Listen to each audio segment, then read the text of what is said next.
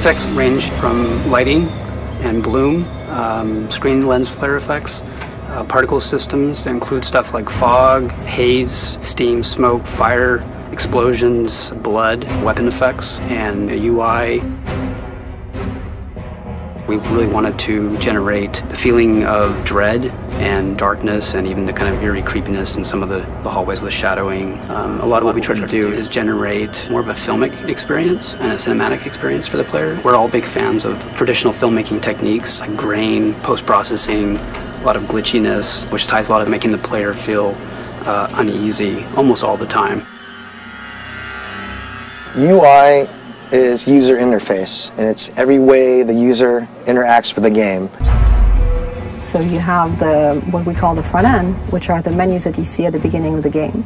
And then when you get into the game, what's really particular in Dead Space, you also have all these dynamic interfaces within the environment. Prior to this game, a lot of UI lives in screen space. All our game elements live in world, but also function as approximations of fictional UI. It's not just there for the player, it's also there for the character in the game. One of the things that Ian was really pushing for was a very broken future, like where everything felt depleted. And so even though it's a very futuristic look at UI, we had to make sure that it felt a little broken. So everything was a little bit flickery and everything was a little bit more janky than most UI. The feeling that maybe at some point it might break down was important. Le concept vraiment pour les interfaces de Dead Space, c'est qu'on voulait avoir l'impression d'être dans le cerveau de Isaac. On voulait vraiment se promener avec les neurones et tout ça. On voit un peu d'activité électrique. And you see marker elements and like unitology code and messages in there. Et au fur et à mesure qu'on avance dans le jeu, on se rend compte que, en fait, il y a quelque chose de très étrange qui se passe dans le cerveau d'Isaac. For Dementia, there are various moments in the game. A lot of it plays into the mind of Isaac and his memory of Nicole, and his guilt and the scarring that he had and experienced through the Ishimura on Dead Space 1. Dead Space 1 and Extraction had some moments of dementia, so we wanted to really bring that up a notch and basically create something new, but also very immersive and something that kind of has a real strong emotional and even psychological factor in the game.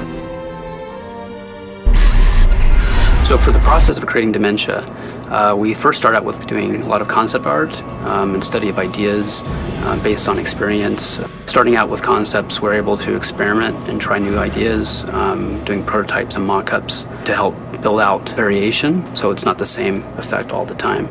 Part of the inspiration came originally from 8mm damaged film, black and white, a lot of grain, a lot of light bleed, as well as any kind of artifacts, noise and dust and tears. So we set out a lot of ideas into the UI initially from that, and that helped actually drive some of the uneasiness that we wanted the player to have throughout the whole game. What really pushed us into the direction we went was basically combining a lot of elements that we liked, building out layers of high-quality bloom, blur, depth of field, camera shake, as well as like a particle glitch and basically texture on the screen, which really helped build out the look and feel of Dementia. A few of the fun things we've updated for this game coming from Dead Space 1, the locator system is a lot cooler. It used to be that when you press the locator button, you'd see this line run through the floor. It used to always feel like it was just jaggy, but it never used to curve around corners. It now leads you to different things. Like it used to just take you to your objective. You can also go to the store or the nearest bench. It's pretty cool. There was definitely an attempt to go for a very sophisticated look in Dead Space 2 compared to the other games that we worked on. This was definitely a little bit more out of the box. I think it's a true attempt at being a leader at something. We're making something that no one's ever seen before, and I'm really proud of it.